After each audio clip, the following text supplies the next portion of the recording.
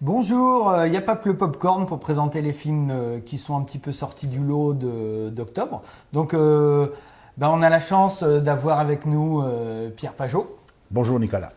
qui est aussi le président du futur Festival du festival cours de Tremblant. du film court de Tremblant, quoi, qui aura lieu au mois d'août prochain. Voilà. Voilà, donc alors qu'est-ce qu'on a comme films qui sont un peu sortis du lot pour le mois d'octobre? Moi, il y en a un que j'ai plus particulièrement aimé, qui s'appelle Agora.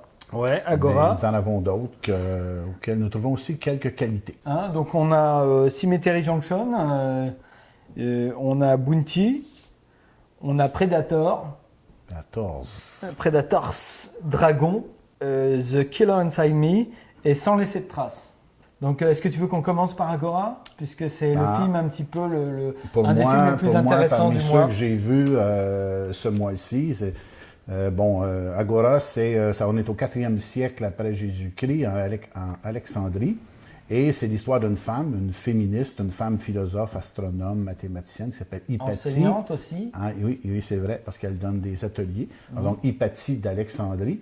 Et elle est confrontée à des dogmatismes religieux, donc c'est presque contemporain. Alors donc, il y a des gens, aussi bien catholiques que juifs, qui expliquent que les femmes n'ont pas de place dans leur société, dans leur vision du monde. Et elle va s'opposer à eux, elle va lutter pour la reconnaissance du savoir. Alexandrie est la grande capitale de la culture, parce qu'il y a la plus grande bibliothèque au monde. Et Hypatie va finir ses jours lapidée, ce qui existe encore en 2010 lorsqu'on s'oppose à certains dogmatismes religieux. Donc c'est un film qui est un film d'époque, un film péplum, un film à gros budget. Il faut dire que vous allez voir beaucoup de décors, Il y a de une très belle mise costumes. en scène. Et c'est un réalisateur, Amenabar, qui avait déjà fait ses preuves. Et donc, encore une fois, c'est une reconstitution. Pour l'Europe, c'est un gros budget, 50 millions. C'est un ensemble de pays européens qui se sont mis ensemble pour permettre la production de ce film. Donc, vous verrez beaucoup de belles images, de grands décors, costumes, etc. Mais au cœur du film, il y a un personnage féminin qui encore une fois, tente de s'affirmer, de s'affranchir, et qui en paiera de sa vie de vouloir s'opposer. Ce que j'ai trouvé intéressant dans ce film, c'est que on parle de la religion, on parle de plusieurs religions. Il y a la religion chrétienne dans une période où qu'on voit jamais au cinéma, c'est-à-dire que les chrétiens ont été pendant longtemps des victimes puisqu'on les faisait manger par les lions. Puis après, quand on revoit la religion chrétienne au Moyen Âge, elle a déjà pris une place importante. C'est devenu une religion très très importante. Et là, on est dans une transition et de l'histoire où je dirais qu'on passe de la barbarie à la barbarie. Oui, absolument. La religion catholique qui était celle des chrétiens, qui se faisait manger par les lions, tu as bien raison. Voilà, et là, il y a tout ce grand topo où, encore une fois, le grand prêtre rappelle que Jésus avait des apôtres. Tous les apôtres étaient des hommes et qui étaient ceux-ci, donc, pouvaient exclure totalement les femmes, ce à quoi va s'opposer Hypatie. Ouais.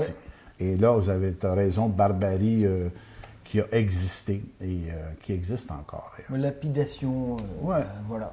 Donc, Agora, film à gros budget. Je dirais, c'est pas un film très gai, mais c'est pas un film très joyeux, mais c'est quand même du beau spectacle parce qu'il y a vraiment de très très belles images. Moi, j'ai beaucoup aimé la mise. Très très belles Puis images.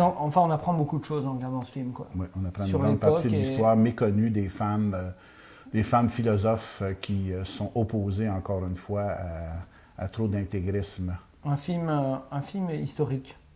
Absolument, ça c'est certain. Ouais. On continue. Le second. Cemetery Junction. Oui. Alors, moi, j'ai trouvé que c'était un film frais, avec des personnages vraiment qui sont des ados, quoi, qui sont vraiment très niaiseux au début du film. Et puis je dirais, l'intrigue du film les amène le personnage principal à prendre conscience de beaucoup de choses qui l'entourent. Et puis, j'ai trouvé que c'était très frais. Moi, j'ai beaucoup ri en regardant ce film.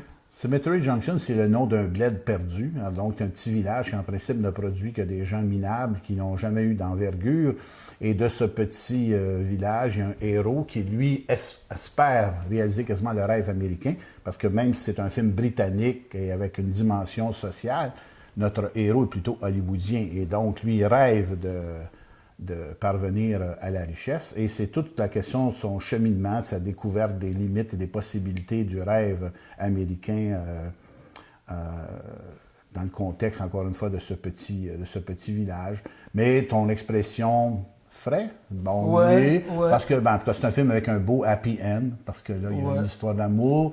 Évidemment, selon le schéma convenu, le héros tombe en amour avec la fille de du son grand patron. méchant gros patron capitaliste. Et ça va se terminer un peu comme The Graduate, Dustin Hoffman, avec sa fille dans le train, et là, ils peuvent s'embrasser. Tu racontes la fin, là, Pierre. Les gens laissent aux gens aussi le plaisir de découvrir le film. Un happy end, bon, OK. Mais moi, je soulignerais plus, plutôt que de raconter la fin, comme tu es en train de le faire, là, Pierre, moi, je soulignerais plus, je dirais, le casting avec Ralph Fiennes qui joue, je dirais, le père un peu,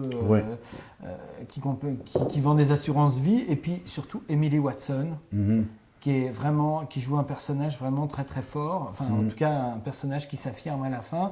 Et puis il faut dire aussi que ça a été écrit par Ricky Gervais, qui avait écrit L'invention du mensonge.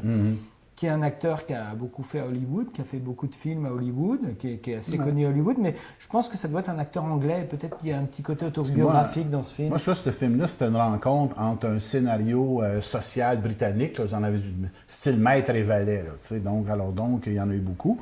Et là, il y avait comme tout à coup des ingrédients, plus de héros, de personnages hollywoodiens, adolescents, comme tu sais. Avec des niaiseries. Un peu niaiseux. Mais drôle.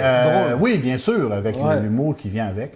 Et c'était peut-être un peu l'originalité du film, de cette rencontre entre à la fois un background social britannique et un contenu, ou des personnages en tout cas hollywoodiens ou en tout cas américains.